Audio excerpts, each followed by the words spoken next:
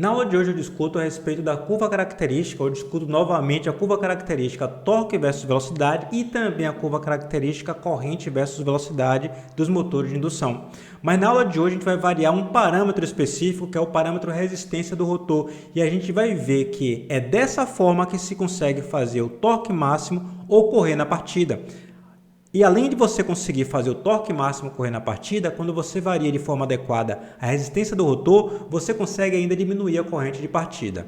Obviamente que isso não acontece à toa e há motivos pelo qual acontece do ponto de vista do modelo matemático e há malefícios do ponto de vista prático. Mas no fim das contas eu te explico durante a aula e lembra você, o programa que eu fiz pode ser feito o download, basta você ir na descrição do vídeo. Assim como você pode fazer o download também da aula que vai começar agora. Vamos então para a nossa aula. Vamos à nossa aula. Torque máximo é o que vamos encontrar hoje. Depois vamos ver algumas curvas características quando a gente varia a resistência do rotor. A gente viu em aula anterior que uma das muitas equações que vimos de torque eletromagnético, do torque criado pelo motor, é essa aqui, ó. Essa equação que eu chamei de equação 1. Joia. E eu quero encontrar o torque máximo. Como eu encontro o torque máximo? Da mesma forma que a gente já fazia em cálculo. Lá em cálculo, o que a gente fazia para encontrar um valor máximo? A gente derivava em relação a uma certa variável. Nesse caso, como eu quero encontrar o torque em relação à velocidade, o que eu tenho de parâmetro que se associa com a velocidade é o escorregamento. Então, eu vou derivar em relação ao escorregamento e igualar a zero. Exatamente como a gente fazia. No final das contas, quando você iguala a zero, você sabe que o valor que você encontra é um ponto de inflexão. No caso, como a gente já viu e já conhece até a curva característica do motor, a gente sabe que o valor que a gente vai encontrar é um valor máximo. No final das contas, se a gente fizer a derivada e igualar a zero, a gente vai conseguir encontrar o escorregamento no qual o torque máximo ocorre e depois substituir aqui de novo. Vamos por partes. Eu não vou fazer a dedução detalhada dessa equação. Essa equação raramente é deduzida, inclusive nos livros, então pode fazer o download se você é curioso. Se você for professor, é mais interessante ainda, para você ver como a dedução é feita. Não fiz 100%, mas no fim das contas eu lhe mostro aquilo que eu não fiz e aquilo que você deve fazer para deixar completa. Eu tenho a equação do torque, só fiz desenvolver um pouco mais aqui, ó, para transformar esses quadrados, essa soma com elevado ao quadrado, essa soma elevada ao quadrado em polinômio. Fiz um desenvolvimento do denominador um pouco mais ainda e simplifiquei, chamei esse termo de A, esse de B e esse de C, só e somente só para deixar a equação mais simples, deixá-la assim, de forma mais compacta. Deixando ela mais compacta, eu estou vendo aqui, ou melhor, nós estamos vendo que tem a divisão de dois polinômios e no final das contas, o que eu fiz aqui foi usar uma propriedade de cálculo de divisão, de derivada de duas funções, uma em cima da outra. No fim das contas, dois polinômios. O numerador eu chamei de U e o denominador eu chamei de V. E fiz a derivada. A derivada feita, substituí os valores de U, U', V, V', que são relativos, na verdade, à equação de torque, e igualei a zero. Ao fazer isso, eu encontro essa equação aqui, ó. Desenvolvendo essa equação, que vai estar toda em função do escorregamento, eu encontro, ao desenvolvê-la, o escorregamento no qual a derivada do torque eletromagnético é zero, ou seja, o escorregamento no qual o torque máximo ocorre, que é esse valor aqui que você encontra nos livros. Qualquer livro de máquinas elétricas universitário vai ter esse valor aqui, que não é deduzido geralmente, é só dado. Se você quiser saber o valor do torque máximo, é simples, basta você calcular o escorregamento no qual o torque máximo ocorre, porque naquele escorregamento é exatamente o valor do torque máximo. Então você pega essa equação, que é essa equação 5, encontra o valor de S e substitui esse valor de S aqui na equação do torque eletromagnético. Aí você encontra o torque máximo, já que encontrou antes o escorregamento no qual o torque máximo ocorre. No final das contas, a gente pode também fazer uma outra coisa que é muito comum. A gente pode chamar, inclusive, esse valor de escorregamento, como assim farei, de ST máximo. O que é que eu quero dizer? É escorregamento no qual o torque máximo ocorre. Farei isso daqui a pouco. Outra coisa que a gente pode fazer é substituir de forma literal esse valor de S da equação 5 lá na equação 1. Se você fizer isso, aí eu já não fiz aqui, você vai encontrar que o torque máximo de forma genérica é esse valor aqui, ó. Esse valor aqui está indo em função de V de Thevenin, porque a equação 1 estava em função de VLT-Venan. O que eu fiz foi colocar aqui não o valor de VLT-Venan, o valor da tensão. Eu fiz a substituição pelo valor da tensão terminal de estator. Pronto. A gente viu em aula anterior que a relação entre a tensão de Thevenin e a tensão terminal de estator é dada por essa equação. Peguei e substituí o VLT-Venan por esse valor e encontro uma outra equação para o torque máximo agora em função da tensão terminal de estator, da frequência de alimentação dessa mesma tensão e de um monte de parâmetros do motor.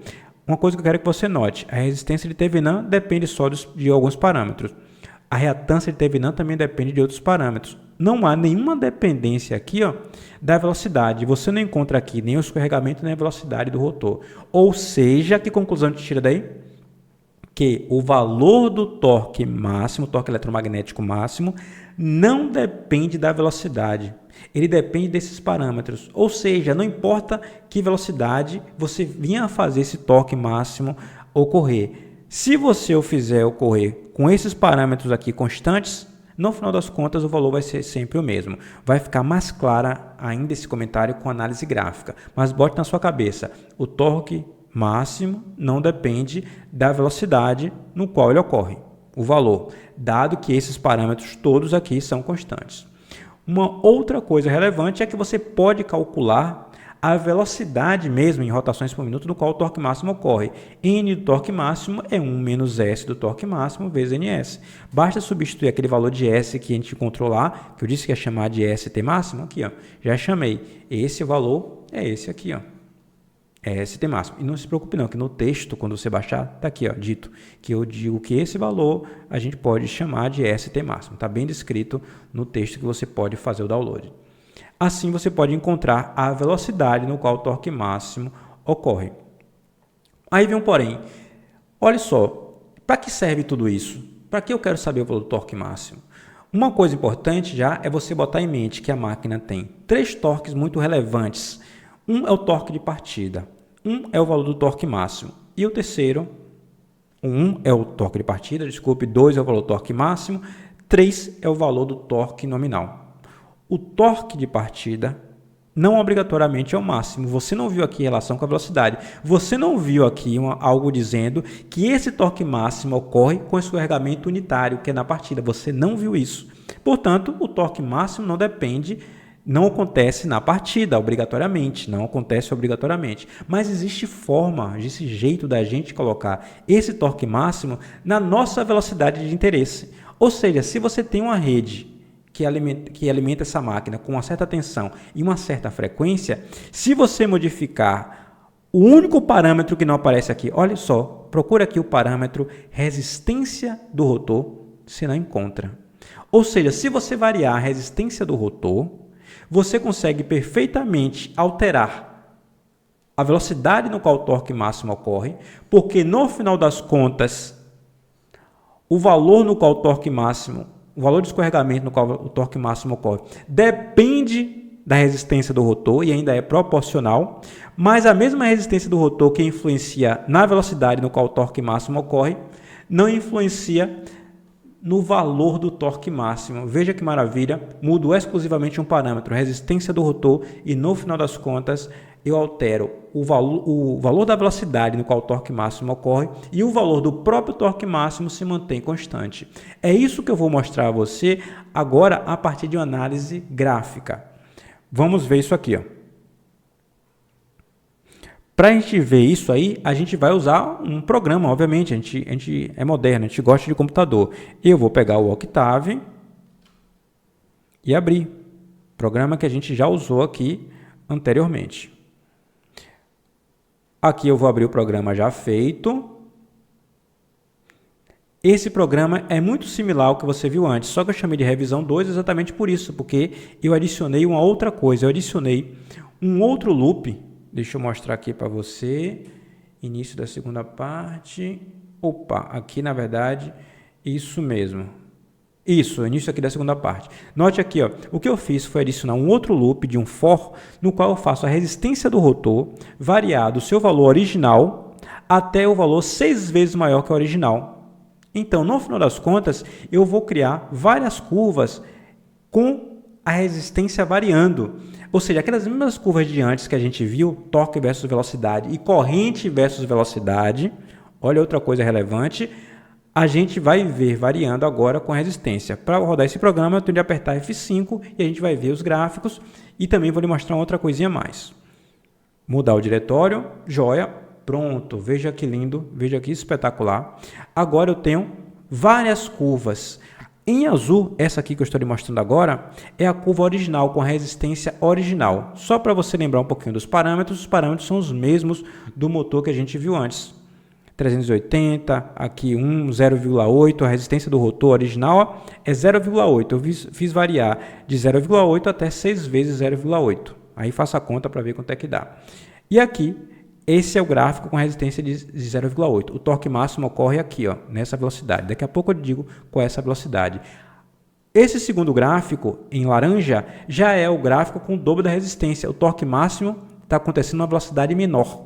Quando eu aumento ainda mais a resistência, o valor do torque máximo vai diminuindo a velocidade no qual ele ocorre. E note, o valor do torque máximo está sempre o mesmo. Aqui, ó, se você traçar essa reta, vai ver que o valor do torque máximo não se altera. Nesse último gráfico, em azul claro, o torque máximo está ocorrendo praticamente na partida. Ou seja, olha só, mentalize isso aí.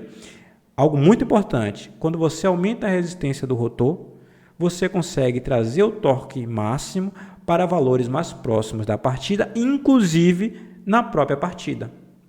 Outra coisa relevante, se eu aumento a resistência, e aqui é algo que você deve ter em mente do próprio modelo. Deixa eu desenhar aqui rapidinho algo para a gente discutir. O modelo do motor, quando você fizer o cálculo da corrente, você vai usar a tensão e vai usar o Z equivalente. E o Z equivalente vai ser função também da resistência do rotor. E aqui você calcula o IS. Opa, IS sem o linha. IS, simplesmente. E aqui você calcula. Obviamente ele vai ser função também do escorregamento, que no fim das contas, para a partida a gente diz que o escorregamento é unitário. Então, se você coloca o escorregamento unitário, você encontra a corrente de partida. Quanto maior for o valor da resistência do rotor, maior vai ser a impedância equivalente do motor. E a corrente de partida diminui. Olha só, você consegue, aumentando a resistência do rotor, colocar o torque máximo mais próximo da velocidade nula, mais próximo da partida, inclusive na própria velocidade nula, na própria partida, se você escolher o valor adequado, e ainda consegue diminuir a corrente de partida. E isso está aqui provado. Aqui a curva em azul, a de cima, que é a curva com a resistência original, e quando foi aumentando o valor da resistência, a corrente de partida foi diminuindo. Então você consegue um verdadeiro milagre. Você consegue não somente aumentar o torque de partida, como você consegue diminuir a corrente de partida. Mas nem tudo é uma maravilha assim. Se fosse uma maravilha assim, estávamos todos desempregados, porque estavam todos os problemas resolvidos. Não, não é uma maravilha não. Porque apesar disso aqui acontecer na partida de forma ótima, tente imaginar que se sua carga fosse, por exemplo, algo como 20 Nm. Aqui, ó, 20 Nm.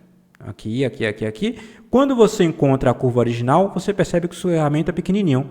Quando você encontra a curva com a resistência de rotor com o maior valor possível, o escorregamento é enorme. Isso significa dizer que se a velocidade do rotor é muito menor do que a velocidade síncrona, que nesse caso é 1200, a tensão induzida é muito alta e a corrente no rotor é muito alta e as perdas do motor serão muito altas. É bem possível que uma máquina funcionando com escorregamento tão alto assim, sendo feita, projetada para o escorregamento baixo, ela até venha a queimar. Ela venha a se deteriorar porque ela não aguentaria termicamente esse efeito Joule que liberaria muito calor. Então, a máquina parte com resistência adicional e deve ter resistência retirada. Ou seja, ela pode partir com qualquer uma dessas curvas que eu coloquei aqui. Mas depois que ela partir, você deve tirar as resistências adicionais e deixar ela funcionando na curva original que ela foi projetada, para que ela não tenha nenhum dano. Na aula que vem eu vou tratar também um pouco mais a respeito dessas perdas no rotor que influenciam de forma direta na na eficiência do próprio motor.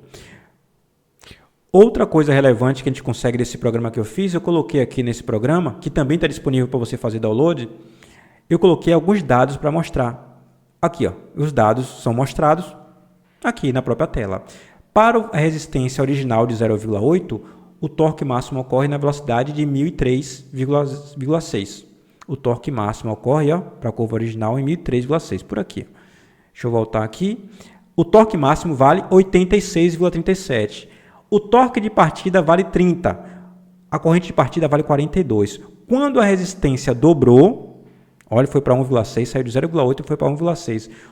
A velocidade no qual o torque máximo ocorre diminuiu. O valor do torque máximo, como eu disse antes, se manteve o mesmo, ele não se alterou. O torque de partida aumentou, como eu tinha dito que aconteceria. A corrente de partida diminuiu, como eu disse também que aconteceria. Aumentei ainda mais a resistência. E note, a velocidade no qual o torque máximo ocorre diminui. O valor do torque máximo não se altera, porque a tensão terminal de armadura não se alterou. A tensão terminal de estator não se alterou, nem em magnitude, nem em frequência. Então, o torque máximo se mantém. E, no fim das contas, o torque de partida continua aumentando, a corrente de partida continua diminuindo. Só para não ficar de forma repetitiva, eu vou para o último valor aqui, que é o valor 6 vezes maior. A velocidade no qual o torque máximo ocorre é quase a velocidade nula, 21 RPM. Você poderia encontrar o valor exato da resistência, se você assim quisesse, que desse o torque máximo na partida. O torque máximo continuou com o mesmo valor, ou seja, esse valor ocorreu na partida praticamente. O torque eletromagnético, o torque de partida, olhem só, o torque máximo não era 86,37, não continuou sendo, olha só para onde ele foi, 86,365, ou seja, o torque máximo e o torque de partida coincidiram praticamente com esse valor de resistência 6 vezes maior, resistência de rotor. E a corrente de partida foi a menor de todas que tem aqui. Mas lembrando que você, depois de fazer a partida, você deve retirar essas resistências adicionais. Só um comentário sobre resistências adicionais, eu deixo também para a aula que vem, mas vou fazer só um comentário breve. Eu quero que você lembre que além da resistência, além do rotor em gaiola, existe o rotor bobinado. E o rotor bobinado permite que você faça adição de resistências. Deixo isso para a próxima aula. Lembra você que você pode fazer o download do programa e fazer as modificações que você quiser. Pode rodá-lo no MATLAB ou no Octave. No final das contas, você pode utilizá-la para o seu trabalho, pode utilizar para o seu TCC de especialização ou TCC de graduação ou qualquer outro fim que você queira fazer, seja comercial ou não. Basta você ser justo e fazer referência ao link dessa aula para que outras pessoas também possam encontrar essa aula e se divertirem e aprenderem também aqui comigo sobre máquinas de indução. Aguardo você na próxima aula, no qual daremos continuidade a esse assunto que vimos hoje. Até breve!